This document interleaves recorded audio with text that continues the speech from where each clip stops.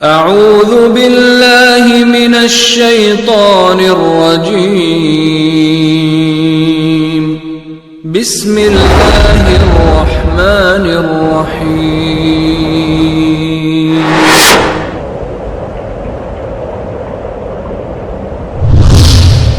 كنتم خير أمة أخرجت للناس تأمرون بالمعروف وتنهون عن المنكر وتؤمنون بالله.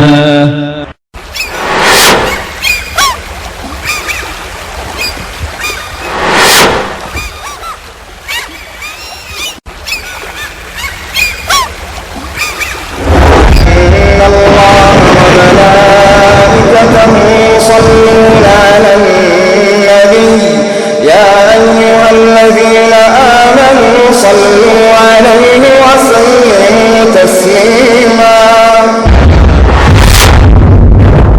نبی کریم صلی اللہ علیہ وسلم فتح مکہ سے فارغ ہوئے اور آپ صلی اللہ علیہ وسلم نے مکہ عام معافی کا اعلان فرما دیا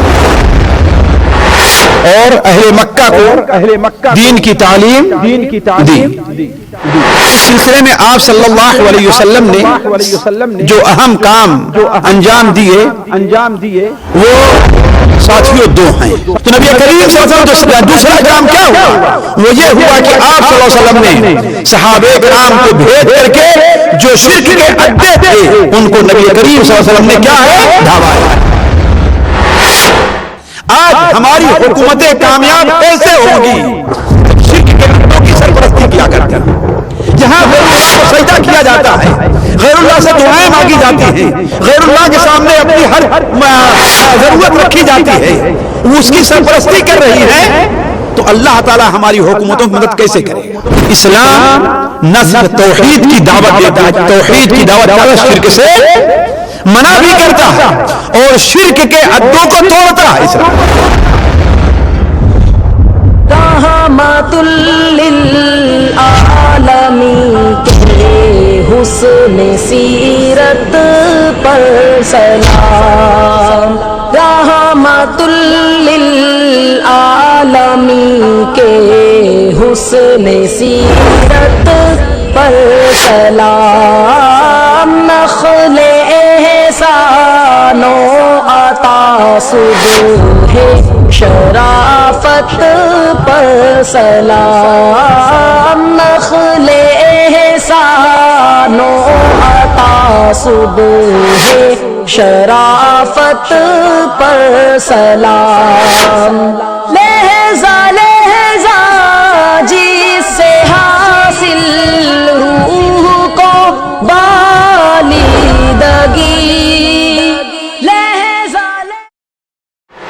بسم اللہ الرحمن الرحیم. الحمد للہ رب العالمین الرحمن الرحیم مالک یوم الدین ونشهد ان لا الہ الا اللہ ونشهد ان سیدنا ومولانا محمدا عبده ورسولہ ارسلہ الى الناس کافة بشیرا ونذیرا. اما بعد فإن خیر الحدیث کتاب اللہ وخیر الهدی هدی محمد صلی اللہ علیہ وسلم وشر الأمور محدثاتها وكل محدثة بدعة وكل بدعة ضلالة وكل ضلالة في النار.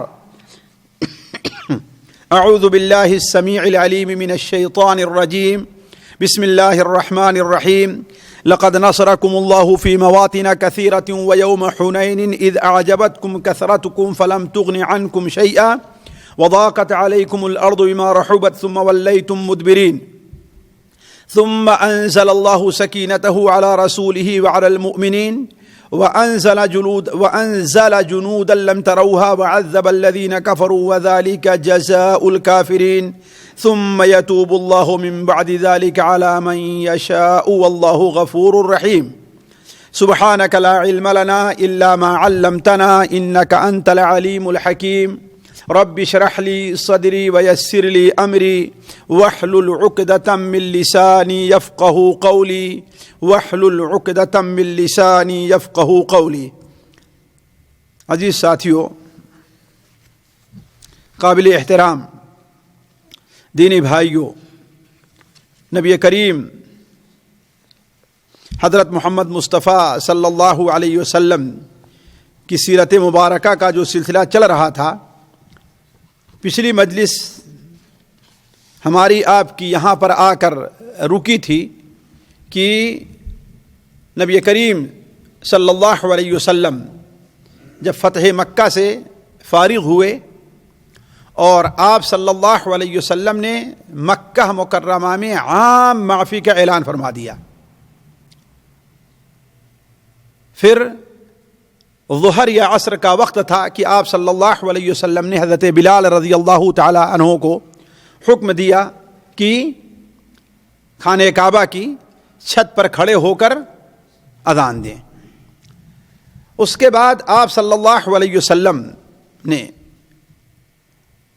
جب خانہ کعبہ کو ہر قسم کی نجاست، برائیوں، شرک، بتوں کے اڈوں، بتوں اور تصویروں سے پاک کر دیا تو آپ صلی اللہ علیہ وسلم مکہ مکرمہ میں ہی ٹھہرے رہے. فتح مکہ کا واقعہ 13 رمضان کو پیش آیا، 17 کو پیش آیا، یعنی رمضان مبارک ہی میں ہے، لیکن کس تاریخ کو پیش آیا اس کے اندر اختلاف ہے. البتہ آپ صلی اللہ علیہ وسلم نے رمضان المبارک کے باقی دن آپ نے مکہ مکرمہ ہی میں گزارے.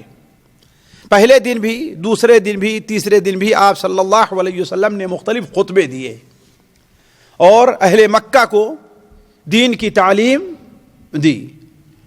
اس سلسلے میں آپ صلی اللہ علیہ وسلم نے جو اہم کام انجام دیے وہ ساتھیوں 2 ہیں.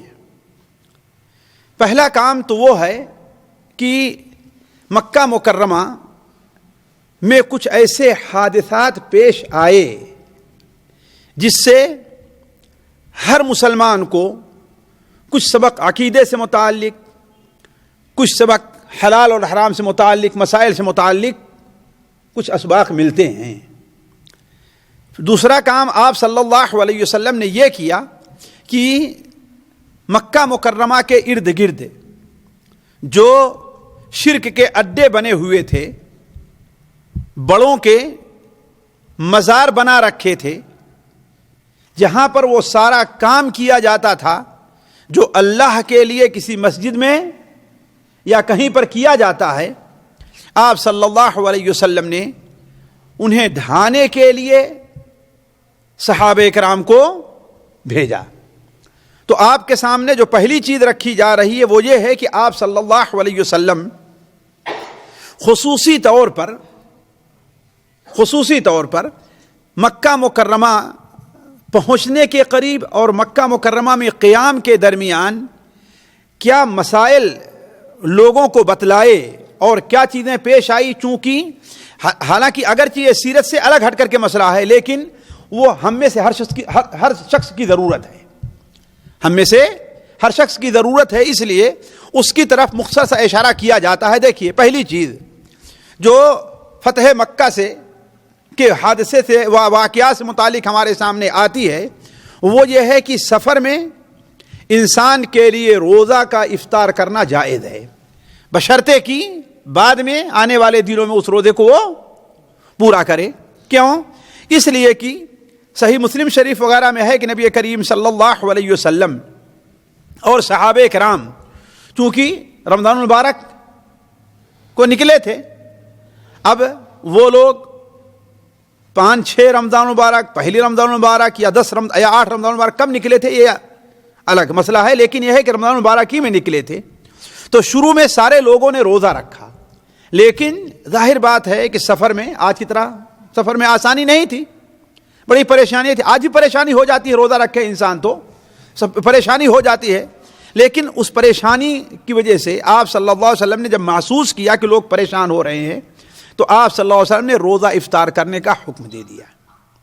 خصوصاً جب مکہ کے قریب پہنچے اور دشمنوں سے مقابلے کا معاملہ ہوا تو آپ صلی اللہ علیہ وسلم نے خود بھی افطار کیا اور لوگوں کو روزہ افطار کرنے کا حکم دے دیا. اس سے معلوم یہ ہوا، 2 باتیں معلوم ہوئی ساتھیوں جس پر توجہ دینی چاہیے. ہمیں بہت سے لوگ غلطی کرتے ہیں. ایک چیز تو یہ ہے کہ سفر میں روزہ افطار کرنے میں کوئی حرج نہیں ہے. سفر عذر ہے روزہ افطار کرنے کے لیے. رمضان میں اگر کوئی سفر کر رہا ہے تو اس کے لیے جائز ہے کہ روزہ افطار کر. بلکہ اگر انسان کو پریشانی لاحق ہو رہی ہے تو اس کے لیے روزہ افطار کرنا بہتر ہے. بلکہ اگر انسان کو روزہ رکھنے سے نقصان ہو رہا ہے تو اس کے لیے روزہ افطار کر دینا واجب ہے. یہ لوگ سمجھتے نہیں, بڑی غلطی میں رہتے ہیں لوگ. تکلیفیں برداشت کرتے رہیں گے, گلا سوکھا رہے گا, ہونٹ پر بالکل چٹیاں پپڑیاں پڑ جائیں گی, لیکن روزہ افطار نہیں کریں گے. یہ سنت نبی کے خلاف ہے. دوسری چیز انسان یہ دیکھے, اس پر کم لوگ توجہ دیتے ہیں, کہ انسان جس مقصد کے لیے جا رہا ہے آیا روزہ اس میں رکاوٹ تو نہیں بن رہا ہے. مثال لے لیجیے, ایک شخص یہاں سے ریاض جا رہا ہے اور ریاض سے خریداری کرنی ہے. اب اگر روزہ رکھا ہے تو مارکیٹ میں نہیں گھوم سکتا. اب اس کے لیے انتظار کرے گا روزہ افطار کرنے کا شام میں, پھر لیٹ ہو جائے گا دوسرے دن بھی. تو جس کام کے لیے گیا اس میں رکاوٹ بن رہی ہے, تو ایسی حالت میں روزہ افطار کر دینا بہتر ہے. ایک اور مثال لیجئے, ایک شخص یہاں سے عمرے کے لیے جاتا ہے. کس لیے جا رہا ہے؟ عمرے کے لیے جا رہا ہے نا. کچھ لوگ جائیں گے اور روزہ رکھ کر کے اس قدر پریشان ہو جائیں گے کہ عمرہ کرنے میں جا کر کے لمبے ہو جاتے ہیں. چلو بھائی ابھی بہت تھک گئے ہیں, جب ہم شام کو افطار کر لیں گے تو عمرہ کر لیں گے. یہ چیز غلط ہے. یہ چیز کیا ہے؟ غلط ہے. جس کام کے لیے آپ گئے ہیں آخر اسی لیے تو روزہ افطار کرنے کی اجازت دی ہے اللہ تعالیٰ نے سفر میں, تاکہ سفر میں پریشانی نہ پیش آئے. جس کام کے لیے گئے وہ کام پہلے ہونا چاہیے, اور روزہ رکھنا بعد میں رکھا جا سکتا ہے. دوسرا مسئلہ یہ ہے کہ چاشت کی نماز کی بھی اہمیت اللہ کے رسول صلی اللہ علیہ وسلم بتائی. دیکھیں آپ سفر میں تھے, سفر میں ہے نا, اور جنگ کی حالت میں ہیں.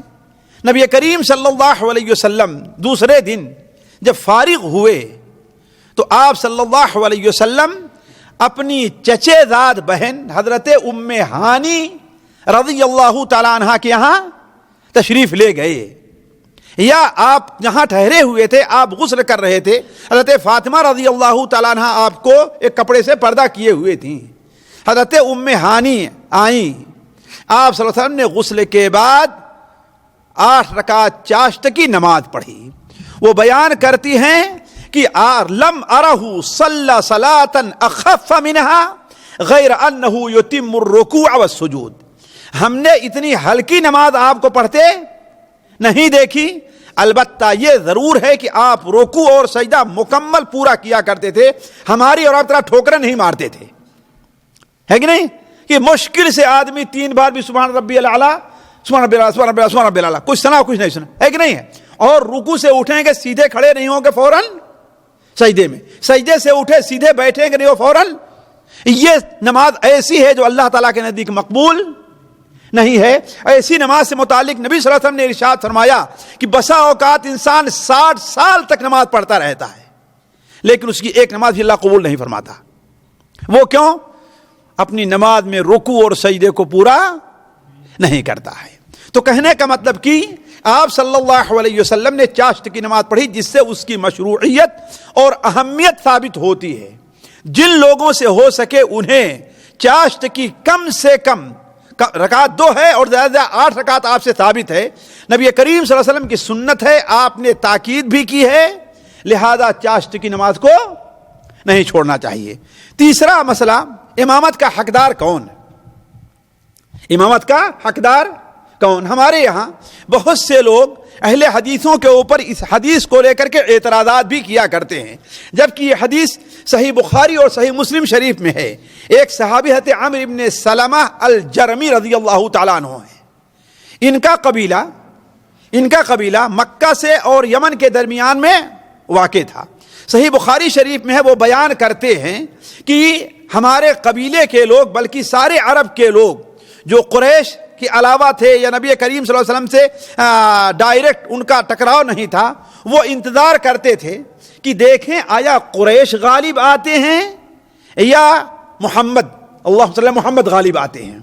جو غالب آ جائے گا ہم اس کے ساتھ ہو لیں گے. بلکہ عرب کا یہ عقیدہ ہو گیا تھا کہ خانہ کعبہ پر اللہ تعالیٰ غلبہ اسی کو دیتا ہے جو حق پر ہوا کرتا ہے. مکہ مکرمہ پر غلبہ کس کو دیتا ہے؟ جو. اور یہ فکرہ عرب کے لوگوں نے کہاں سے لیا تھا؟ اس لیے کہ ابرہا یمن سے آیا، حبشہ اور یمن سے آیا اور خانہ کعبہ پر حملہ کرنا چاہا، لیکن اللہ تعالیٰ نے اسے روک دیا. اس لیے یہ بات عرب کے لوگوں میں یہ بات ذہن میں بیٹھ گئی تھی کہ اللہ تعالیٰ اس گھر پر قبضہ اور غلبہ اسی کو دے گا جو حق پر ہوگا. لہذا وہ انتظار کرتے تھے کہ کس کو غلبہ ہوتا ہے ہم اس کے ساتھ ہو لیں گے. اور بہت سے قبیلے کے لوگ اسلام قبول اسی لیے نہیں کر رہے تھے کہ خانہ کعبہ پر کس کا غلبہ تھا؟ قریش کا تھا، مشرکین کا تھا. 360 بت خانہ کعبہ کے ارد گرد رکھے ہوئے تھے، ہے کہ نہیں ہے؟ تو حضرت عمرو بن سلمہ رضی اللہ عنہ فرماتے ہیں کہ ہمارے خاندان کے لوگ بھی اسی انتظار میں تھے. البتہ ہمارا معاملہ دوسروں سے الگ یہ تھا کہ ہم لوگ ایک چشمے پر رہا کرتے تھے.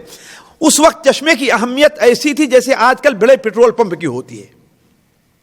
آج کل سفر میں جیسے بڑے پیٹرول پمپ کی اہمیت ہے، ایسے اس وقت کسی ہوتی تھی؟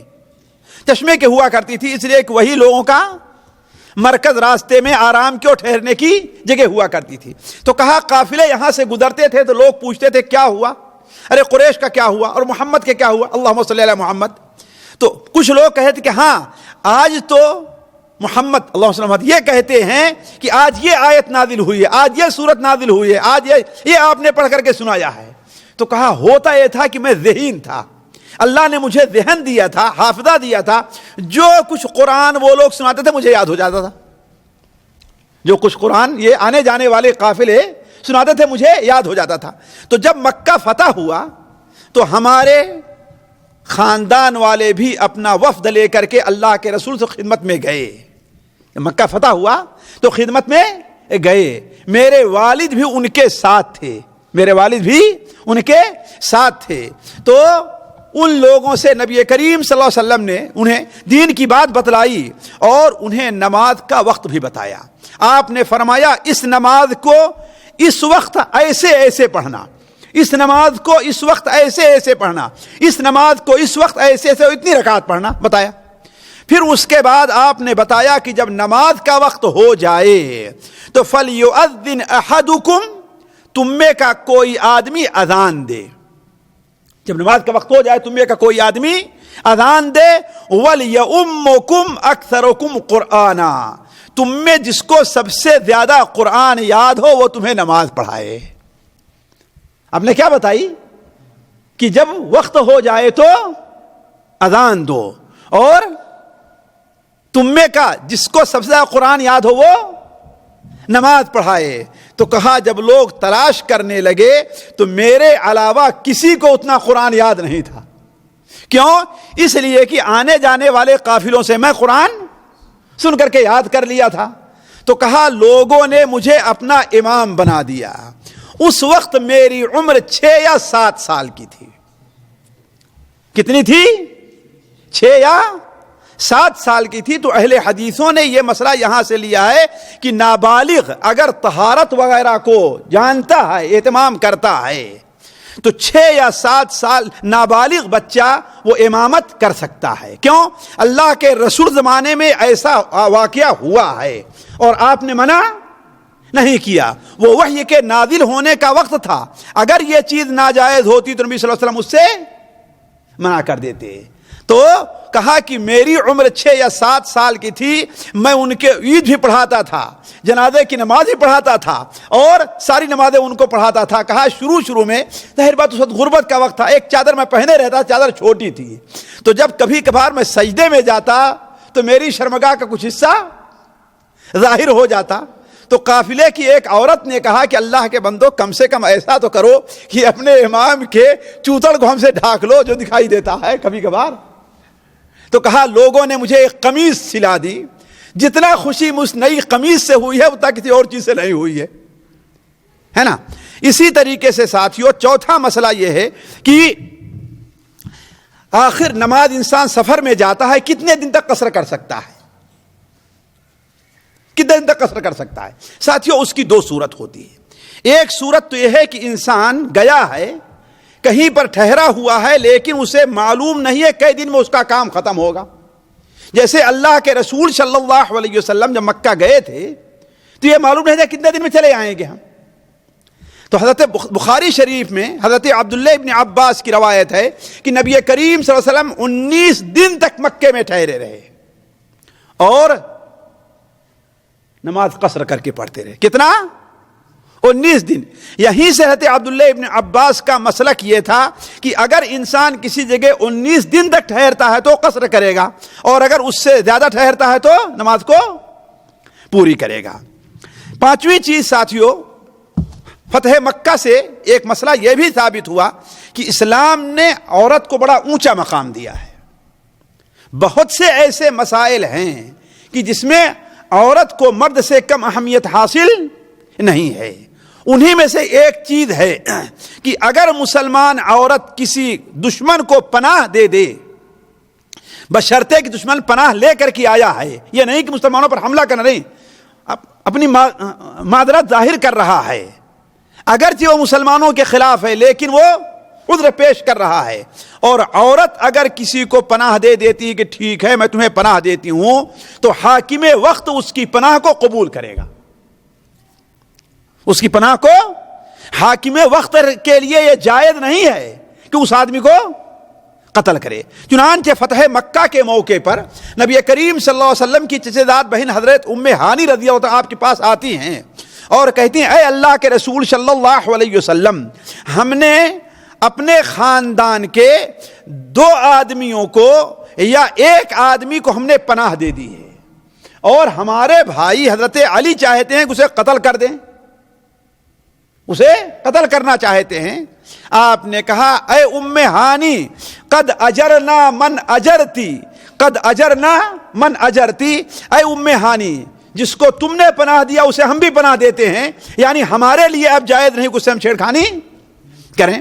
7ویں چیز, نکاح متعہ جو آج شیعہ بدبختوں کے ہاں عام ہے.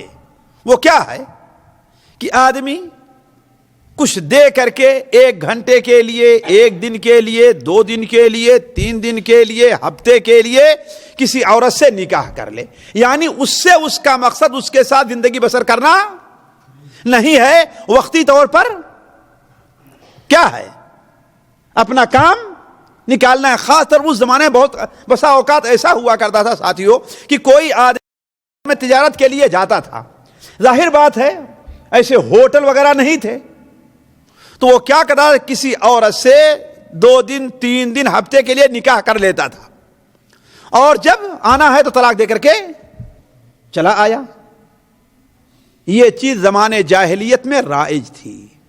شروع میں جس طریقے سے اسلام میں بہت چیزوں سے نہیں روکا گیا, جیسے شراب سے نہیں روکا گیا, شراب جا کے مدینہ میں حرام ہوئی ہے نا, ہے کہ نہیں ہے, ایسے ہی نکاح متعہ سے بھی نہیں روکا گیا تھا.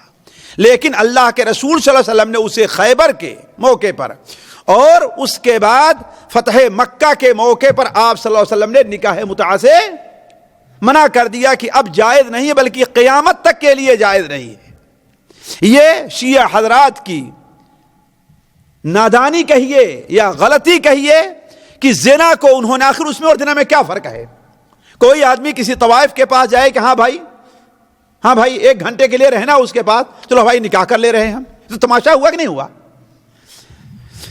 5ویں چیز ساتھیوں, ایک اور غور کریں, بہت سے لوگوں کے سامنے یہ مسئلہ آتا ہے کہ بچہ جس کے بستر پر, یعنی جس کی بیوی ہے, بچہ اسی کا مانا جائے گا اگرچہ بیوی نے کسی سے زنا کرایا ہے اور دوسرے سے حمل ٹھہرا ہے, لیکن بچہ کس کا مانا جائے گا؟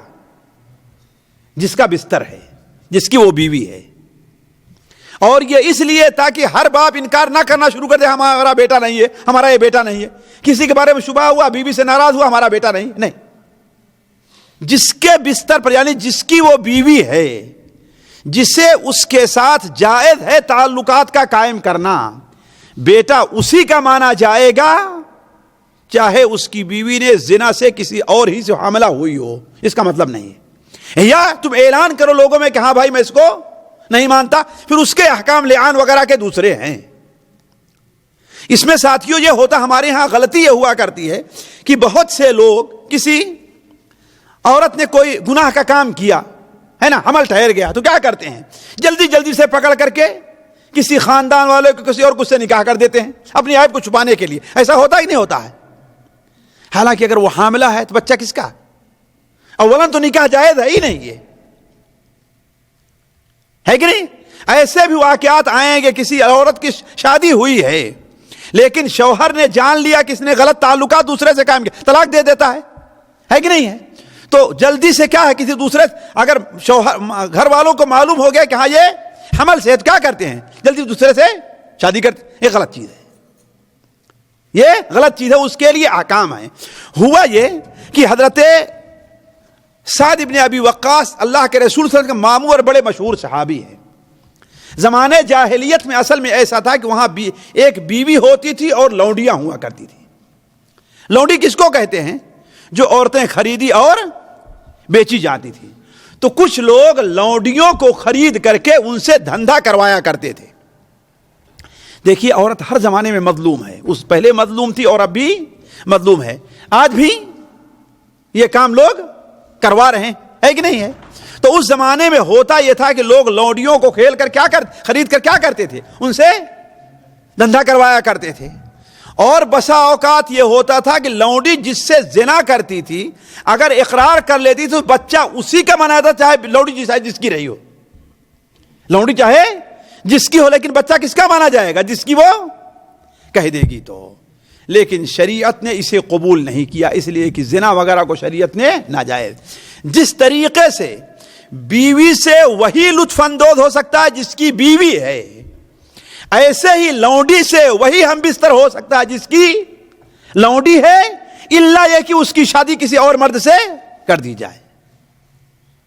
تو ہوا یہ کہ زمانے جاہلیت میں چونکہ یہ رواج تھا، تو حضرت عتبہ ابن سعد رضی اللہ تعالی عنہ نے، حضرت عتبہ ابن سعد نے زمعہ ابن اسود کی لونڈی سے زنا کیا اور حمل ٹھہر گیا۔ اس سے ایک لڑکا پیدا ہوا اور حضرت عتبہ کا انتقال ہو گیا۔ تو اپنے بھائی حضرت سعد ابن ابی وقاص سے کہا، دیکھو جب مکے جانا تو زمعہ کی لونڈی کا جو لڑکا ہے وہ میرا ہے، اسے اپنے ساتھ لے کر کے آنا۔ چنانچہ جب مکہ فتح ہوا تو حضرت سعد بن ابی وقاص اس کے پاس گئے اور اسے پکڑ لیا، کہا کہ میرا بھتیجا ہے، یہ میرے بھائی کا لڑکا ہے۔ لیکن زمعہ کے جو بیٹے تھے عبد، انہوں نے کہا کہ نہ، میرے باپ کی لونڈی کا بیٹا ہے، میرے باپ کے بستر پر تھی، وہ تمہارا کیسے ہو جائے گا، ہم اسے نہیں دیتے۔ آپس میں اختلاف ہو گیا۔ معاملہ کس کے پاس گیا؟ نبی کریم صلی اللہ علیہ وسلم کے پاس گیا۔ آپ صلی اللہ علیہ وسلم نے کہا کہ اے عبد ابن زمعہ، یہ تمہارا بھائی ہے، تم اس کو لے کر کے جاؤ، اس لیے کہ تمہارے باپ کے بستر پر پیدا ہوا ہے۔ یعنی بستر کس کا تھا؟ تمہارے باپ کا تھا۔ اور حضرت سعد بن ابی وقاص سے کہا کہ الولد للفراش وللعاہر الحجر، بچہ اس کا مانا جائے گا جس کا بستر ہے، یعنی وہ عورت جس کے بستر پر لیٹتی ہے کہ نہیں ہے؟ البتہ جو زانی ہے اس کو پتھر سے مارا جائے گا۔ حالانکہ آپ صلی اللہ علیہ وسلم نے دیکھا کہ اس کی مشابہت عتبہ کے ساتھ ہے، یعنی معلوم یہ ہوا کہ یہ زنا، عتبہ نے اس لڑکی کے ساتھ زنا کیا، اس سے پیدا ہوا ہے، لیکن پھر بھی آپ نے عتبہ کا نہیں مانا، کس کا مانا؟ زمعہ کا مانا۔ کیوں؟ اس لیے کہ وہ جی خیر۔ ایسے بہت سے مسائل ہیں شیخ، ایک دو مسائل اور سنتے چلیے کہ ہاں اس پر بھی غور کریں، ہمارے یہاں اس پر کم توجہ دی جاتی ہے۔ ایک انسان کا اگر انتقال ہونے لگا یا وہ سمجھے کہ ہمارا انتقال، اب میں بوڑھا ہو گیا ہوں، ظاہر بات ہے 50 سال 60 سال کے بعد کتنا سال زندہ رہے گا؟ 65 سال کے بعد، تو کوئی وصیت کرنا چاہتا ہے اپنے مال میں، تو اپنے مال کے 1/3 حصے سے زیادہ کی وصیت نہیں کرتا۔ ہمارے ہاں لوگ کیا کرتے ہیں کہ دیکھا کہ اگر بیٹی ہے اور نرینہ اولاد نہیں ہے کہ نہیں ہے، 2-4 بیٹیاں ہیں تو سب بیٹی کو بھی نہیں، جس بیٹی کو زیادہ چاہیں گے یا جس کے شوہر کو اپنے یہاں لا کر کے بیٹھائیں گے، ہے کہ نہیں، اس کو کیا ہے، اپنا پورے مال کی وصیت کر دیتے ہیں. شرعاً یہ ناجائز ہے. اس لیے میں کہہ رہا ہوں کہ ایسے مسائل ہیں جو ہمارے یہاں روزانہ پیش آتے ہیں، اس لیے میں ان کا ذکر کر رہا ہوں، ہے کہ نہیں. یا آج کل ایک بدعت چل چکی ہے جو ناجائز اور حرام ہے، کسی کو اپنا بیٹا بنا لینا، کسی کو اپنا بیٹا بنا لینا، پھر اپنی ساری جائیداد کس کو دے دیتے ہیں، اسی کو. یہ شرعی طور پر قطعاً ناجائز اور حرام ہے، قطعاً ناجائز اور حرام ہے. کوئی بھی شخص اپنے مال کے 1/3 حصے کی وصیت کسی کو کر سکتا ہے، بس 1/3، اس سے زیادہ کی وصیت نہیں کر سکتا. باقی جو بچے گا اس کے جو ورثہ ہیں ان میں تقسیم ہوگا.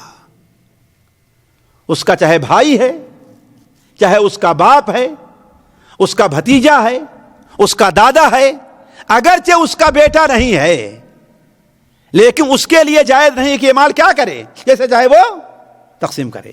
یہ مسئلہ کیسے ثابت ہوا؟ ایک حضرت سعد بن ابی وقاص بھی، جن کا ذکر آیا، بڑے مشہور صحابی ہیں، مکہ مکرمہ جب تشریف لے گئے فتح مکہ کے موقع پر تو بیمار پڑ گئے، اور اس قدر بیمار پڑے کہ انہیں خطرہ ہوا کہ میں انتقال کر جاؤں گا. نبی کریم صلی اللہ علیہ وسلم کو بلایا اور کہا کہ اے اللہ کے رسول صلی اللہ علیہ وسلم، میری صرف ایک بیٹی ہے اور میرے پاس بہت زیادہ مال ہے، تو کیا میں اپنے مال کے پورے مال کی وصیت کر دوں؟ آپ نے کہا نہیں. کہا آدھے مال کی وصیت کر جاؤں؟ آپ نے کہا نہیں. کہا 1/3 مال کی وصیت کر جاؤں؟ آپ نے کہا ہاں 1/3 مال کی وصیت کر سکتے ہو، اور 1/3 بھی زیادہ ہے، 1/3 بھی، یعنی اس سے بھی کم مال کی وصیت کرو تو بہتر ہے. اور آپ نے فرمایا تم اپنے ورثہ کو مالدار چھوڑو، اس سے تو یہ تو بہتر ہے اس سے کہ کہیں انہیں تم غریب چھوڑو، لوگوں کے سامنے ہاتھ پھیلاتے پھریں. تو معلوم ہونا چاہیے کہ 1/3 مال سے زیادہ کی وصیت جائز نہیں ہے.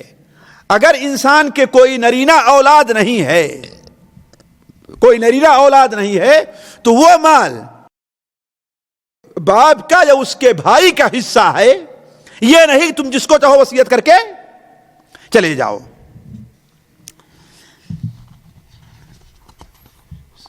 ساتھیوں، وقت زیادہ ہوتا جا رہا ہے، ایسے ہی کئی ایک مسائل ہیں. ان میں سے ایک مسئلہ یہ بھی ہے کہ بعض لوگ بڑے کنجوس ہوتے ہیں، اپنے بچوں کو پورا خرچہ بھی نہیں دیتے، پتہ نہیں کس دن کے لیے بچا کر کے رکھے ہیں، ہے کہ نہیں. حتیٰ کہ بعض ایسے منحوس ہوتے ہیں کہ ان کے گھر والوں کو یہ پتہ بھی نہیں رہتی کہ میرے باپ کی جائیداد کہاں اور کہاں ہے.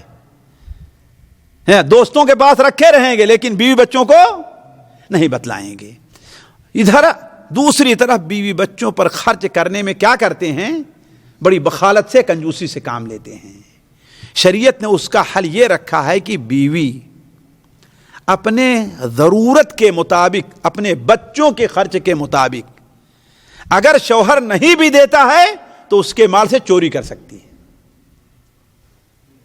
اس کے مال سے چوری کر سکتی ہے. شریف میں ہے، اس لیے کہ میں کہہ رہا ہوں فتح مکہ کے موقع پر ابو سفیان مسلمان ہوئے اور ان کی بیوی ہند بنت عتبہ بھی مسلمان ہوئی.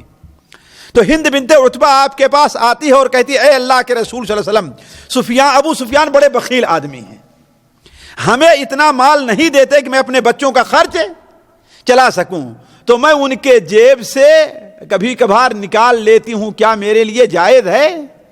آپ نے کہا کہ خذی من مالہ بالمعروف ما یکفیک و یکفی بنیک، اس کے مال سے بھلائی کے ساتھ، دستور کے مطابق، عرف کے مطابق اتنا مال لے لو جو تمہیں اور تمہارے بچے کے لیے کافی ہو. لیکن اس کا یہ مطلب نہیں ساتھیوں کہ بیوی کی عادت پڑ جائے اور ہاتھ صاف کرنا شروع کر دے، ہے نا. یہ دھیان دینا چاہیے. آپ نے کیا کہا؟ دستور کے مطابق، یعنی جس ماحول میں تو رہتی ہے اس ماحول میں اس قسم کے لوگوں کا کیا رہنے کا اور کھانے کا معیار ہے، اس کے مطابق لے سکتی، اس سے زیادہ نہیں لے سکتی. اور ایک مسئلہ اور سنتے چلیے. فتح مکہ کے موقع پر اللہ کے رسول صلی اللہ علیہ وسلم جو خطبے دیے تھے ان میں آپ نے ایک خطبہ یہ بھی دیا تھا کہ حرام چیزوں کی خرید و فروخت جائز نہیں ہے. جن چیزوں کو شریعت نے حرام قرار دیا ہے ان کا استعمال کرنا، ان کا کھانا، ان سے فائدہ حاصل کرنا حرام ہے، ان کا سننا حرام ہے، ان کا دیکھنا حرام ہے، اس کی خرید و فروخت جائز نہیں. جیسے شراب ہے، اس کی خرید و فروخت جائز نہیں ہے کہ نہیں ہے؟ فلمیں ہیں، اس کی خرید و فروخت جائز نہیں ہے. گانا ہے، اس کی کیسٹیں وغیرہ خرید و فروخت کیا ہے؟ جائز نہیں ہے. کیوں؟ اس لیے کہ شرعی طور پر جو چیز حرام ہے اس کی قیمت بھی حرام ہے. ہم جس چیز سے فائدہ نہیں اٹھا سکتے ہم اس کو بیچ اور خرید بھی نہیں سکتے ہیں. چنانچہ آپ صلی اللہ علیہ وسلم نے فتح مکہ کے موقع پر خطبہ دیا تو آپ نے کہا اللہ تعالیٰ نے شراب کی خرید و فروخت کو، مردار کی خرید و فروخت کو، سور کے خرید و فروخت کو اور بتوں کے خرید و فروخت کو ناجائز اور حرام کر دیا ہے.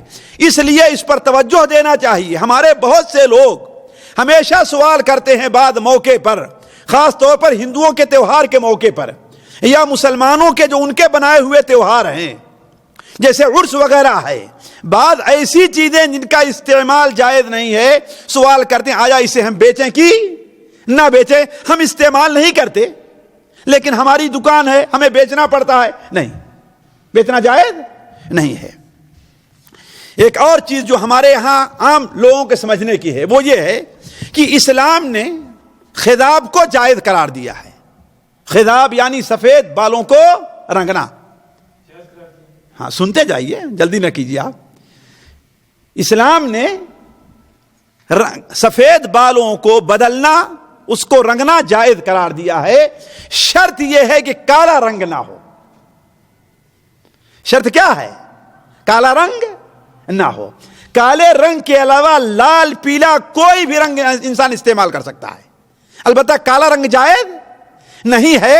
صحیح مسلم شریف میں ہے کہ نبی کریم صلی اللہ علیہ وسلم کے خاص ساتھی، بلکہ سب سے خاص ساتھی وہ کون ہے؟ حضرت عمر صدیق رضی اللہ تعالیٰ عنہ. ان کے باپ ابو قحافہ، ان کے باپ ابو قحافہ ابھی تک مسلمان نہیں ہوئے تھے، بوڑھے ہو گئے تھے. کہا گویا ان کے بال سوت اور ستلی ہیں، یعنی ڈھونڈنے سے بھی کوئی کالا بال نہیں دکھ رہا تھا. آئے مسلمان ہوئے تو آپ نے کہا کہ ارے اپنی بہنوں کے پاس، حضرت ابوبکر سے کہا اپنی بہنوں کے پاس یا ان کی بچیوں کے پاس ان کو بھیج دو تاکہ ان کے بال کو رنگ دیں، البتہ کالے سے بچیں.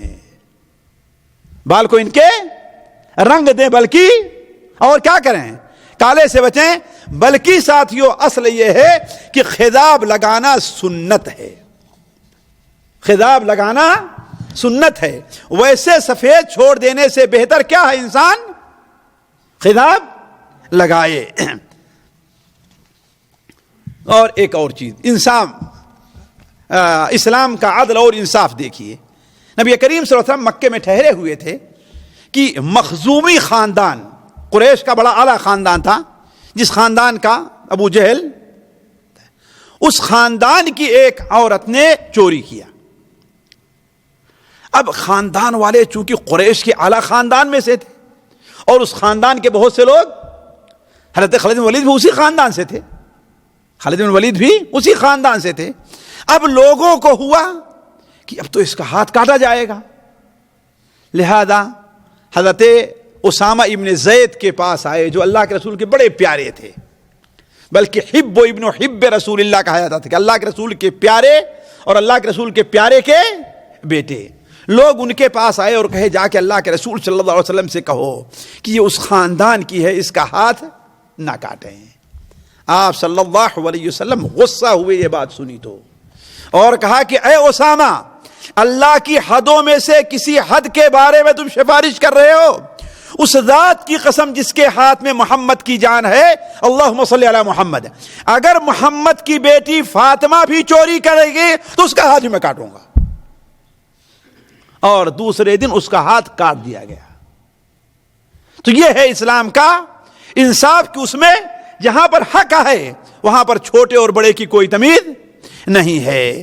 اور آخری چیز اس سلسلے کے ساتھیوں، باتیں تو اور ہیں کہ اگر میاں بیوی میں سے، اس لیے کہ یہ مسئلہ بہت ہم سے پوچھا جاتا ہے، اس لیے میں کہہ رہا ہوں کہ میاں بیوی میں سے اگر ایک آدمی مسلمان ہو جائے اور ایک کافر ہے، جیسا ہوتا ہے، تو ہمارے یہاں بہت جلدی سے لوگ کہہ دیتے ہیں کہ ہاں نکاح فسخ ہو گیا، اور فرق کرتے ہیں کہ بیوی کے مسلمان ہونے پر اور شوہر کے مسلمان ہونے پر۔ حالانکہ اصل یہ ہے کہ نکاح فسخ نہیں ہوتا، یا کم سے کم اتنا تو ضرور ہے کہ 3 مہینہ یعنی عدت تک نکاح فسخ نہیں ہوتا۔ فتح مکہ کے موقع پر کچھ لوگوں کی بیویاں مسلمان ہو گئی، لیکن وہ لوگ مسلمان نہیں ہوئے، جن میں صفوان ابن امیہ مکہ کے رئیس تھے، اور اکرمہ ابن ابی جہل مکہ کے پہلوانوں میں سے وہ بھی تھے۔ اکرمہ ابن ابی جہل تو یمن بھاگ گئے، ان کی بیوی ام حکیم مسلمان ہو گئی، اور صفوان ابن امیہ جدہ بھاگے اور ان کی بیوی مسلمان ہو گئی۔ لیکن جب یہ لوگ دوبارہ مسلمان ہو کر کے آئے تو نبی کریم صلی اللہ علیہ وسلم ان کا نیا نکاح نہیں پڑھایا، اسی نکاح کے اوپر باقی رکھا۔ خیر ساتھیوں، اس طریقے سے اور بہت سے مسائل فتح مکہ کے موقع پر پیش آئے۔ اب ہم آگے بڑھتے ہیں کہ نبی کریم صلی اللہ علیہ وسلم فتح مکہ کے بعد دوسرا کام، یہ تو پہلا کام تھا، دوسرا کام یہ کیا کہ 25 رمضان کو حضرت خالد بن ولید رضی اللہ تعالیٰ عنہ کو وادی نخلا میں جو عزا نامی بت ان کا تھا، ظاہر بات مکہ کے بڑے مشہور بتوں میں تھا، جس کا ذکر قرآن میں آیا ہے، افرأیتم اللات والعزا ومناۃ الثالثۃ الاخری، 3 بتوں کا نام بڑے یہ 3 بت بڑے اہمیت کے حامل تھے، وادی نخلا میں تھے، جس کے مکہ کے لوگ زیارت کرتے تھے اور اس کی عبادت کرتے تھے۔ حضرت خالد بن ولید کو اللہ کے رسول صلی اللہ علیہ وسلم نے 30 سواروں کو لے کر کے بھیجا کہ جاؤ اور عزا کو ڈھا دو۔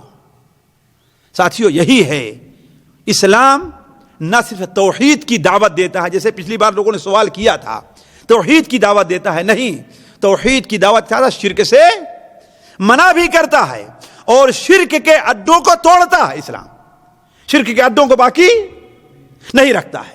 تو نبی کریم صلی اللہ علیہ وسلم جو سب سے پہلا کام کیا، یا دوسرا کام کیا ہوا، وہ یہ ہوا کہ آپ صلی اللہ علیہ وسلم نے صحابہ کرام کو بھیج کر کے جو شرک کے اڈے تھے ان کو نبی کریم صلی اللہ علیہ وسلم نے کیا ہے، ڈھاوایا ہے۔ آج ہماری حکومتیں کامیاب کیسے ہوں گی جب شرک کے اڈوں کی سرپرستی کیا کرتی ہیں، جہاں غیر اللہ کو سجدہ کیا جاتا ہے، غیر اللہ سے دعائیں مانگی جاتی ہیں، غیر اللہ کے سامنے اپنی ہر ضرورت رکھی جاتی ہے، وہ اس کی سرپرستی کر رہی ہیں، تو اللہ تعالی ہماری حکومتوں کی مدد کیسے کرے گا؟ اسلام شرک کے اڈوں کو ڈھانے کے لیے آیا ہے، ان کی حفاظت کے لیے نہیں آیا ہے۔ اور یہ کہنا ساتھیوں کہ یہ فلاں بزرگ کا مزار ہے، یہ شریعت کی نظر میں سراسر غلط ہے۔ جتنے لوگوں نے مزار بنائے تھے، بت بنائے تھے، وہ اپنے بزرگوں اور نیک لوگوں ہی کے بنائے تھے۔ گنہگار کا مزار کوئی نہیں بناتا ہے۔ مثال کے طور پر لات، یہ کہاں تھا ساتھیوں؟ یہ کہاں تھا جس کا ذکر قرآن مجید میں ہے؟ یہ طائف میں تھا۔ لات کے بارے میں صحیح بخاری شریف میں ہے، حضرت عبداللہ ابن عباس کی روایت ہے کہ لات ان نیک لوگوں میں تھا کہ یلت السبیق للحجاج، حاجی لوگ جب ادھر سے گزرتے تھے تو راستے میں ایک چٹان کے اوپر بیٹھ کر کے حاجیوں کو ستو گھول کر کے پلایا کرتا تھا۔ تو جب اس کا انتقال ہو گیا تو اسی چٹان کے پاس لوگوں نے اسے دفن کر دیا اور اس کا مزار بن گیا۔ ساتھیوں، اس پر توجہ دینے کی ضرورت ہے میں اور آپ کو کہ کوئی بھی قوم کسی گنہگار کے پیچھے نہیں بھٹکتی ہے، کوئی بھی قوم کسی شرابی کبابی کے پیچھے نہیں بھٹکتی ہے، کوئی بھی قوم کسی ڈاکو کے پیچھے نہیں بھٹکتی کس کے پیچھے؟ اللہ کے نیک بندوں ہی کے پیچھے بیٹھتی۔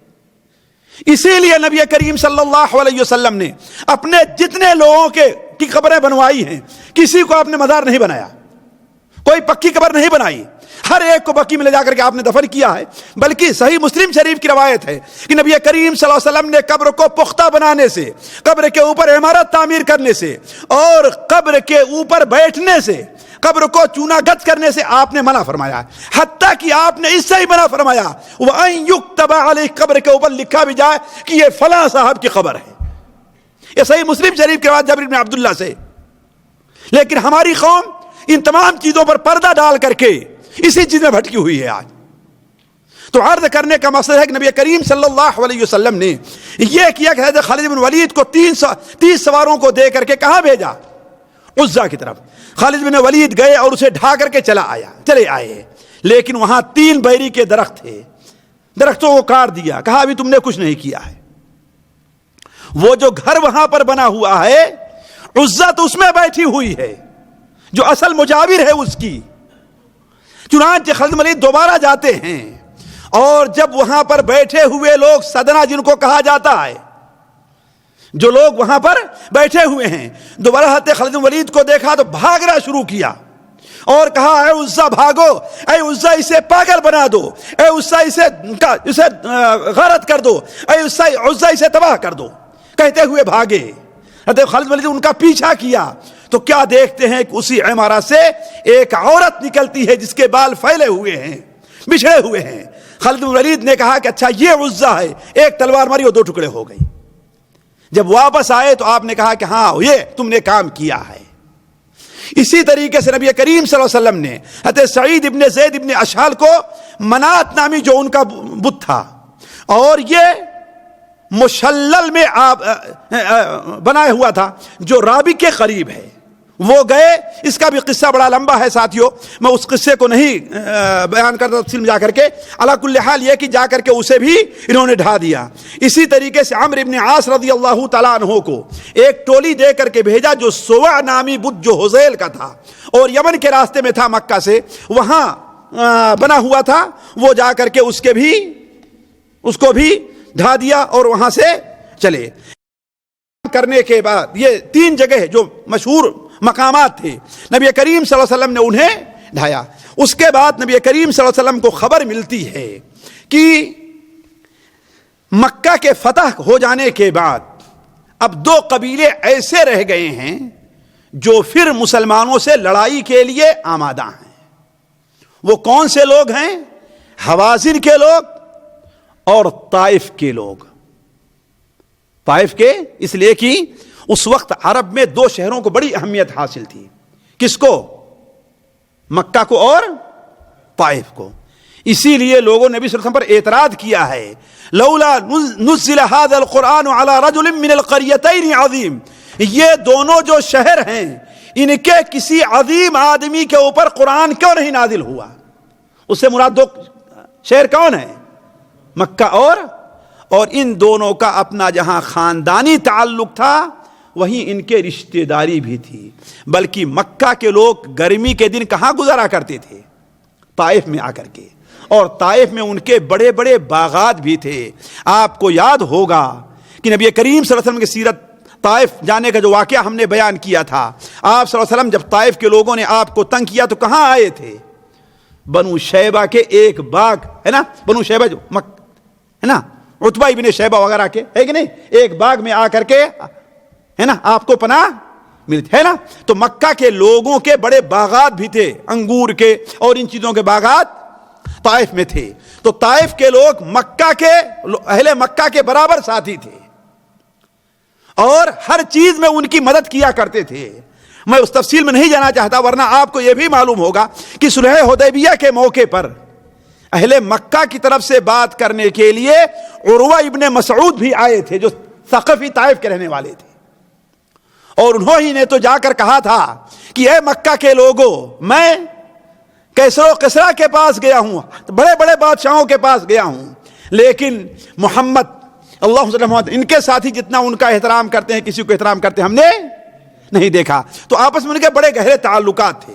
لیکن چونکہ نبی کریم صلی اللہ علیہ وسلم جب مکے کے اوپر آپ فاتح کی حیثیت سے داخل ہوئے تو طائف کے لوگوں کو یہ امید نہیں تھی کہ مکہ اتنا آسانی سے فتح ہو جائے گا، مسلمان اتنا آسانی سے مکے کو فتح کر لیں گے، اس لیے وہ لوگ مکمل تیاری نہیں کیے تھے۔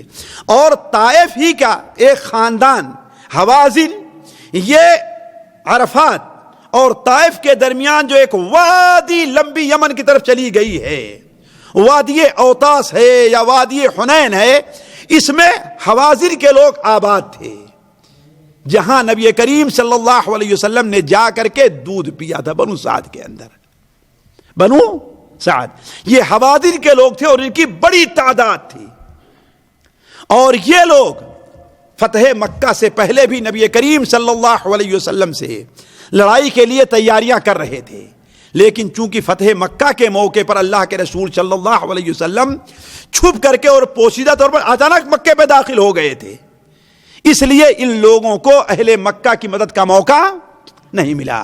لیکن جب مکہ فتح ہو گیا تو ان لوگوں کو خطرہ لاحق ہوا کہ اولاً خاص طور پر جب یہ دیکھا کہ اللہ کے رسول صلی اللہ علیہ وسلم جو ان کے جو ہے عبادت گاہیں ہیں، چاہے عزا ہو چاہے منات ہو، ان کو ڈھا رہے ہیں، تو ان کو خطرہ لاحق ہوا کہ لات ہمارے یہاں جو ہے اس کو بٹھانے کے لیے آپ ایک دن بڑھیں گے، لہذا ان لوگوں نے تیاریاں شروع کر دی، اور پہلے سے تیاریاں تو شروع کی ہی تھی، یہاں تک کہ نبی کریم صلی اللہ علیہ وسلم کو رمضان المبارک کے آخر یا رمضان گزرنے کے بعد آپ کو خبر ملتی ہے کہ یہ لوگ مکے پر حملہ کرنے کے لیے تیاریاں کر رہے ہیں۔ نبی کریم صلی اللہ علیہ وسلم کے ساتھ کتنی فوج تھی؟ 10,000 آپ لے کر کے آئے تھے، اور ان لوگوں نے 20,000 کی فوج جمع کر لی۔ کتنا؟ 20,000 کی۔ اور آپ صلی اللہ علیہ وسلم نے ایک صحابی کو بھیجا کہ جا کر کے دیکھ کر کے آؤ کہ ہاں وہ لوگ کیا کر رہے ہیں۔ قاصد نے 2-3 دن ان کے یہاں رہا اور آ کے پورا ماجرا سنایا کہ اے اللہ کے رسول صلی اللہ علیہ وسلم، یہ سارے کچے بچے کے ساتھ نکل کھڑے ہوئے ہیں اور آپ سے لڑائی کے لیے آمادہ ہیں۔ نبی کریم صلی اللہ علیہ وسلم کو جب یہ خبر ملتی ہے تو آپ صلی اللہ علیہ وسلم وادی حنین کا رخ کرتے ہیں۔ وادی حنین ساتھیوں آج جہاں شرائع ہے، الشرائع، جو لوگ طائف کے راستے سے مکہ جائیں تو مکہ مکرمہ سے 22 یا 23 کلومیٹر کی دوری پر ایک وادی میں ایک گاؤں آبادی الشرائع کہتے ہیں، یہی وادی ہے وادی حنین، جو مشرق شمال کی طرف نکلی ہے، مشرق کی طرف اور جنوب طرف چلی گئی ہے دور تک، اور بڑی لمبی وادی ہے۔ اس وادی کے اندر لوگ اکٹھا ہیں۔ نبی کریم صلی اللہ علیہ وسلم کہا جاتا ہے کہ 6 شوال کو نبی کریم صلی اللہ علیہ وسلم 6 شوال کو اپنی فوج کو لے کر کے نکلے، جن میں 10,000 آپ کے ساتھ تو وہ لوگ تھے جو آپ کے ساتھ مدینہ منورہ سے آئے تھے اور مکہ فتح کرنے کے لیے، اور 2,000 آپ کے ساتھ یا 4,000 آپ کے ساتھ مکہ اور ارد گرد کے لوگ ہوئے۔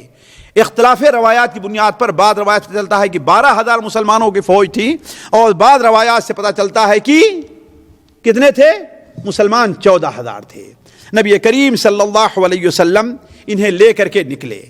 آپ صلی اللہ علیہ وسلم کا ارادہ کس طرف تھا؟ حنین کی طرف تھا۔ راستے میں 2 یا 3 چیزیں عجیب پیش آئی۔ ایک چیز تو یہ ہے کہ نبی کریم صلی اللہ علیہ وسلم مسلمانوں کو لے کر کے جب راستے سے گزر رہے تھے تو ایک بہت بڑا موٹا بیری کا درخت ملا، دیکھا کہ اس کے اوپر کچھ کپڑے باندھے ہوئے ہیں، جیسے ہمارے ہاں دیکھیں گے نہیں، بہت سے مزاروں پر جو ہے چتڑے باندھ دیتے ہی نہیں جانتے تھے۔ یہ میں کہتا ہوں برا نہ لگے کسی کو، یہ شرک کے اڈے ہیں سب۔ وہاں پر کپڑے لگے ہوئے ہیں، ایک بیری کا درخت ہے، اور دیکھا کچھ ہتھیار بھی لٹکے ہوئے ہیں۔ وہ ایسا تھا کہ ایک بیری کا درخت تھا، برکت کے لیے لوگ، منت ماننے کے لیے لوگ، اپنی مراد پوری کرنے کے لیے لوگ اس پر اپنے ہتھیار لٹکاتے اور اس پر کپڑے باندھتے تھے، اسی لیے اس کا نام ذات انوات پڑ گیا تھا۔ کیا؟ نوتہ کہتے ہیں کپڑے کے ٹکڑے کو، ایک چتڑا ہوتا ہے نا، اس کو کیا کہتے ہیں؟ نوتہ کہتے ہیں۔ ذات انوات یعنی ایسا درخت جو نوتہ والا ہو۔ تو وہاں سے مسلمان گزرے تو چونکہ مکہ کے لوگ ابھی نئے مسلمان ہوئے تھے نا، توحید کو اچھی طریقے سے سمجھا نہیں تھا، شرک کے دروازے کیا ہیں ان کو نہیں پہچان سکے تھے، تو ان لوگوں نے کہا اے اللہ کے رسول صلی اللہ علیہ وسلم اجعل لنا ذات انوات، میرے لیے بھی کوئی ایسا درخت متعین کر دیے جس پر برکت کے لیے ہم اپنے ہتھیار وغیرہ کو لٹکایا کریں جیسے یہ لوگ لٹکاتے ہیں. آپ نے کہا سبحان اللہ سبحان اللہ, تم لوگوں نے تو وہی بات کہی جو بنو اسرائیل نے حضرت موسیٰ علیہ السلام سے کہا تھا کہ جب سمندر پار کر کے آگے بڑھنے لگے تو ان کا گزر, یہ 9ویں پارے میں اللہ تعالیٰ سورہ اعراف کے اندر اس قصے کو بیان کیا ہے. جب آگے گزرے تو ان کا گزر ایک قوم کے پاس سے ہوا جن کا بہت بڑا ایک بت تھا, بہت بڑا بت تھا. تو حضرت موسیٰ علیہ السلام سے کہا کہ میرے لیے بھی کوئی ایسا مزار بنا دیا جیسے ان لوگوں کا ہے. موسیٰ علیہ السلام نے کہا کہ تم لوگ جاہل لوگ, یہ شرک کا اڈا ہے, یہاں پر کسی کی مرادیں پوری نہیں ہوتی ہیں. تو آپ صلی اللہ علیہ وسلم نے کہا کہ اے مکہ کے لوگوں, تم نے بھی وہی بات کہی ہے جو موسیٰ علیہ السلام کی قوم نے کہی تھی, یعنی یہ درختوں پر برکت لانا, اس پر کپڑے لٹکانا, اس پر ہتھیار لٹکانا, اس سے کچھ حاصل ہونے والا نہیں ہے, یہ توہم پرستی اور شرک کے اڈے ہیں. دوسرا واقعہ جو اس سے بھی عجیب و غریب ہے ساتھیوں اور باعث عبرت ہے, سوچنا چاہیے, وہ یہ ہے کہ نبی کریم صلی اللہ علیہ وسلم کے ساتھ چونکہ اتنی فوج تھی, کتنی فوج تھی ساتھیوں بتائیں, ابھی بتایا تھا ہم نے 12,000 یا 14,000, اتنی بڑی فوج جزیرے عربیہ میں مسلمانوں نے کبھی اکٹھا نہیں کی تھی. جب وہ لوگ 300 تھے 1,000 پر غالب آ گئے, ہے کہ نہیں ہے, غزوہ احد کے موقع پر 900 تھے 1,000 تھے اور 3,000 پر غالب آ گئے, تو اب جب 12,000 اور 14,000 ہیں تب ہم پر غالب آنے والا کون ہے. لہذا ساتھیوں ان میں سے کچھ لوگ کہنے لگے کہ اب ہم پر غلبہ پانے والا کون ہے, اب تو ہم اتنے زیادہ ہیں کہ جو کچھ چاہیں گے کر لیں گے. یہ بھول گئے کہ ہار اور جیت کس کے ہاتھ میں ہے, اللہ کے ہاتھ میں. ہار اور جیت کیا ہے, کس کے ہاتھ میں ہے, اللہ کے ہاتھ میں ہے. حالانکہ ساتھیوں یہ بات اللہ کے رسول نے نہیں کہی تھی, یہ بات بڑے بڑے صحابہ نے نہیں کہی تھی. کس نے کہی تھی, عام صحابہ آپس میں کہنے لگے تھے. تو نبی کریم صلی اللہ علیہ وسلم کو یہ بات اچھی نہیں لگی, چنانچہ آپ نماز پڑھتے تھے تو آہستہ آہستہ ہونٹ ہلاتے, اللہم بک اصول و بک احابل و بک اصاول, اے اللہ تعالیٰ, اللہم بک احابل و بک اصاول, اے اللہ تعالیٰ تیری مدد ہی سے ہم حملہ کرتے ہیں اور تیری مدد سے ہم طاقت حاصل کرتے ہیں. تو صحابہ نے جب دیکھا کہ آپ کے ہونٹ ہل رہے ہیں تو آپ نے کہا کہ اے اللہ کے رسول صلی اللہ علیہ وسلم, یہ آپ کیا کہہ رہے ہیں, اللہم یا ربی بک اقاتل و بک اصاول ولا حول ولا قوت الا بک, یہ کیا کہہ رہے ہیں آپ؟ تو کہا تم لوگوں نے سمجھ لیا کہ میں کیا کہہ رہا ہوں, میں کیا کہہ رہا ہوں, تم لوگوں نے سمجھ لیا؟ کہا مجھے ایک نبی کا قصہ یاد آیا ہے, ایک نبی کا قصہ یاد آیا. ایک نبی اپنی فوج کو لے کر کے نکلا, جو اپنی فوج کی کثرت کو اور ہتھیار سے لیس جو اپنی فوج کو دیکھا تو کہا کہ اس فوج کے اوپر کوئی قبضہ نہیں پائے گا. اللہ تبارک و تعالیٰ کو یہ چیز بری لگ گئی, پسند نہیں آئی. میں کہاں گیا, ہے کہ نہیں؟ حالانکہ نبی نے یہ بات کہی تھی, یہ سوچ لیا بس نبی نے. دیکھیے جن کے رتبے ہیں سوا, ان کے سوا مشکل ہے. جن کا اونچا مقام رہا کرتا ہے اللہ تعالیٰ ان کی چھوٹی چھوٹی باتوں پر بھی گرفت کر لیتا ہے. جن کے رتبے ہیں سوا, ان کے سوا مشکل ہے. اللہ تعالیٰ نے کہا کہ اچھا یہ بات ہے, اب 3 چیزوں میں سے ایک چیز ضرور پیش آئے گی, تم جو اختیار کرنا چاہو اختیار کرو. نبی سے کہا, اس وقت کے نبی سے کہا اللہ کے رسول وہ کیا ہے؟ کہا ایک تو یہ ہے کہ اب دشمن کا تمہارے اوپر غلبہ ہو جائے گا اور پھر مارے کاٹیں گے تم کو. دوسرا یہ ہے کہ میں ان کے اوپر ایک مرض ایسا مسلط کر دوں گا کہ جس میں کتنے لوگ مر جائیں گے ان میں سے. اور تیسرا یہ کہ انہیں بھوک دے دوں گا میں, اور بھوک سے تڑپ کر کے مر جائیں گے لوگ. نبی نے کہا اے اللہ کے رسول, اے اللہ تبارک و تعالی, مجھے موقع دے, میں اپنی قوم سے مشورہ تو کر لوں.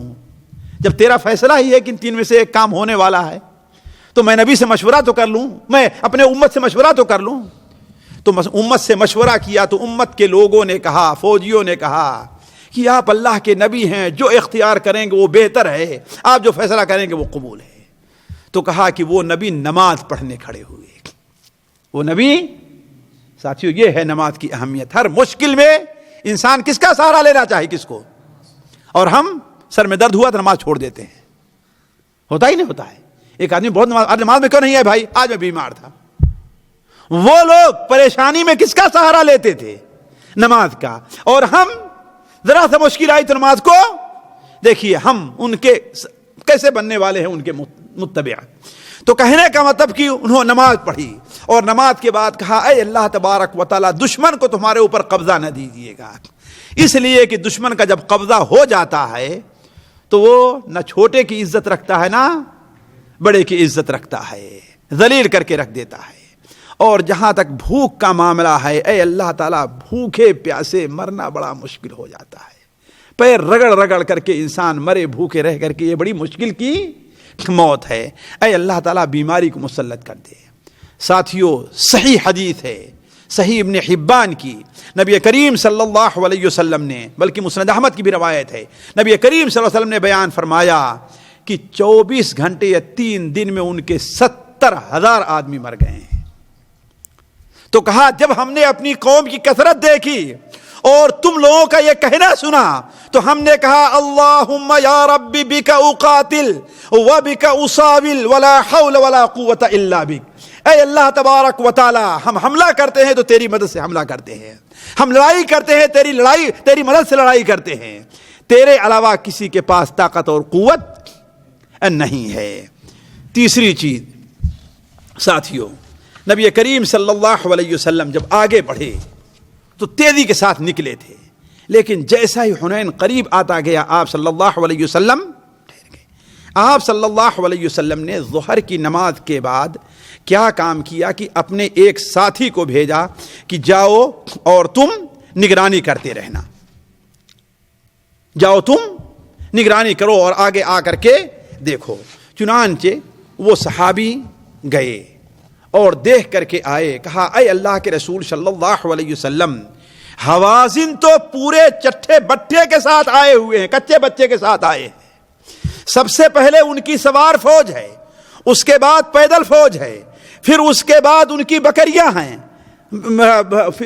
پیدل ہیں, پھر ان کے بعد ان کے اونٹ ہیں, یعنی اپنا سارا کچھ لے کر کے آئے ہوئے ہیں. یعنی بکریاں بھی, اونٹ, یعنی یہ لوگ سوچ کر کے آئے تھے کہ اب یا تو مرنا ہے یا تو مارنا ہے. اور اپنے بیوی بچوں کو اس لیے لے کر کے آئے تھے کہ ان کی حفاظت کے لیے قوم پوری ہمت کے ساتھ کام لے گی. آپ صلی اللہ علیہ وسلم مسکرا دیے اور فرمایا کہ کل انشاءاللہ یہ ساری چیزیں مسلمانوں کے لیے مال غنیمت بنے گی. کل یہ چیزیں ساری کیا ہے, مسلمانوں کے لیے مال غنیمت بنے گی. اسی طریقے سے ساتھیوں نبی کریم صلی اللہ علیہ وسلم بیٹھے, کیونکہ صبح نکلے تھے, دوپہر کو قریب تھا, ایک جگہ بیٹھے آپ صلی اللہ علیہ وسلم کھانا کھا رہے تھے اپنے صحابہ کرام کے ساتھ کہ اچانک ایک آدمی اونٹ سوار آتا ہے. ایسا ظاہر بات 12,000 کے اندر کوئی ایک آدمی اجنبی آ جائے, سارے لوگ کپڑا وہی پہنا کرتے تھے, ہے کہ نہیں ہے.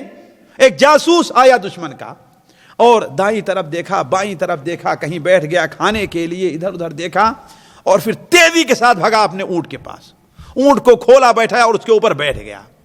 ایک صحابی حضرت سلمہ ابن اکوع, ان دونوں نے محسوس کر لیا کہ یہ کیا ہے, جاسوس ہے. چنانچہ وہ صحابی اپنے سواری پر بیٹھے اور اس کا پیچھا کیا. حضرت سلمہ ابن اکوع بہت تیز دوڑے, پیدل دوڑے ہیں. وہ کہتے ہیں پہلے میں سواری کے پچھلے حصے پر پہنچا, پھر اس کے بعد اتنا تیز دوڑا کہ جا کر کے اونٹ کی نکیل ہم نے پکڑ لی. اونٹ کی نکیل پکڑ کر کے ہم نے اسے بیٹھایا, اس کے اوپر حملہ کیا, پیر پر بیٹھ گیا اور اس دشمن کو نیچے گرا کر کے اسے ہم نے قتل کر دیا ہے. اور اس کا سامان لے کر کے آیا تو نبی کریم صلی اللہ علیہ وسلم نے کہا یہ سارا کا سارا مال کس کا ہے, سلمہ ابن اکوع کا ہے. علی کل حال ساتھیو, نبی کریم صلی اللہ علیہ وسلم نے وہ دن رات, کہتے ہیں سنیچر کی رات ہی, آپ نے وہاں پر وادی کے قریب پہنچ کر کے آپ نے گزاری ہے. علی کل حال میں تھوڑا سا آگے بڑھ کر کے آج کا موضوع بھی یہیں پر روک دیتا ہوں. آپ صلی اللہ علیہ وسلم نے وہاں پر رات گزاری، اس لیے کہ ارادہ تھا کہ صبح کو ہم حملہ کریں گے. رات میں آپ صلی اللہ علیہ وسلم عشاء کی نماز پڑھ لیے. تو عشاء کی نماز پڑھنے کے بعد آپ نے ایک صحابی حضرت انس ابن ابی مرثد الغنوی رضی اللہ عنہ کہتے ہیں کہ آج پہرے داری کون کرے گا؟ ظاہر بات دشمن کا چاروں طرف سے خطرہ رات میں کی طرف سے بھی آ سکتا ہے، کون پہرے داری کرے گا؟ حضرت انس ابن مرثد کھڑے ہوئے، آپ نے کہا جاؤ اپنے گھوڑ سواری پر بیٹھو اور یہ جو دونوں ٹیلے دکھائی دے رہے ہیں تم اس کے اوپر چڑھ جاؤ. دیکھو بغیر کسی خاص ضرورت کے ٹیلے سے نیچے نہ آنا، کہیں ایسا نہ ہو کہ اس کی طرف سے ہمارے اوپر حملہ ہو جائے. چنانچہ حضرت مرثد ابن ابی مرثد غنوی رضی اللہ تعالیٰ، حضرت انس ابن ابی مرثد غنوی رضی اللہ تعالیٰ آگے جاتے ہیں اور اپنی سواری پر بیٹھ کر کے گھوڑے پر چڑھے اور ٹیلے کے اوپر چڑھ گئے. ٹیلے کے اوپر انتظار کرتے رہے. جب صبح کو نبی کریم صلی اللہ علیہ وسلم اٹھے اور فجر کی نماز پڑھنے کے لیے کی 2 سنتیں پڑھ لی تو آپ نے کہا تمہارا سوار واپس آیا کہ نہیں آیا؟ لوگوں نے کہا ابھی تک تو نہیں آیا. پوچھا آیا کہ نہیں آیا؟ کہا نہیں آیا. آپ صلی اللہ علیہ وسلم نماز کے لیے کھڑے ہو گئے، نماز پڑھا رہے تھے اور اپنے آنکھوں سے وہ راستہ دیکھ رہے تھے جس راستے سے سوار کو آنا تھا. تو ساتھیوں معلوم یہ ہوا کسی مصلحت کے پیش نظر، کسی ضرورت کے پیش نظر نماز میں دائیں اور بائیں دیکھا جا سکتا ہے، بشرطے کی سینہ قبلے کی طرف سے دوسری طرف نہ ہو، ہے کہ نہیں؟ تو نبی کریم صلی اللہ علیہ وسلم جیسے نماز پڑھا چکے کہا کہ دیکھو تمہارا ساتھی آ رہا ہے. کیوں؟ اس لیے کہ آپ صلی اللہ علیہ وسلم نے چونکہ وادی سے آ رہے تھے نا اور درختوں کے ہلنے کی کو دیکھا آپ نے تو کہا تمہارا ساتھی آ رہا ہے. صحابہ کرام کہتے ہیں، حضرت سالم بن حنظلیہ کہتے ہیں کہ جب ہم لوگوں نے غور سے دیکھا تو درختوں کو چیرتا پھاڑتا ہوا وہ صحابی آئے اور آ کر کے نبی کریم صلی اللہ علیہ وسلم سے کہا تم کہاں تھے؟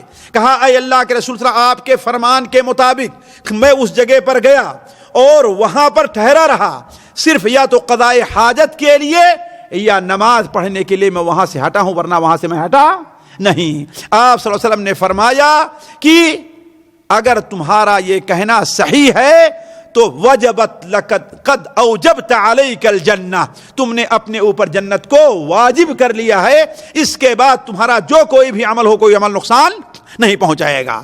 اب نبی کریم صلی اللہ علیہ وسلم آگے اپنی فوج کو ترتیب دیے. صبح کو حضرت خالد بن ولید کو سواروں کی فوج دے دی اور بنو سلیم ان کے ساتھ سب سے آگے کر دیا اور آپ صلی اللہ علیہ وسلم نے دوسرے لوگوں کو ان کے پیچھے کیا. اب مسلمان 12,000 کی تعداد میں اب اس وادی کے اندر اترنا شروع کیے. اب وادی میں اترنے کے بعد ساتھیوں مسلمانوں کے ساتھ کیا معاملہ پیش آیا؟ پہلے مرحلے میں یہ جنگ جو ہوئی ہے اس کے 2 راؤنڈ تھے. آج کی اصطلاح میں ساتھیوں، آج کی اصطلاح میں 2 راؤنڈ ہی کہتے ہیں نا، ہے کہ نہیں ہے؟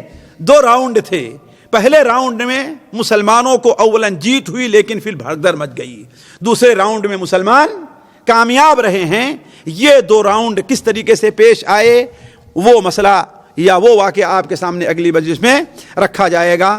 اللہ تبارک و تعالیٰ سے دعا ہے کہ اللہ تعالیٰ ہمیں اور آپ کو نبی کریم صلی اللہ علیہ وسلم کی سیرت کو سننے، اسے سمجھنے اور اس کے مطابق عمل کرنے کی توفیق عطا فرمائے. سبحانک اللہم و بحمدک اشہد ان لا الہ الا انت استغفرک و اتوب الیک.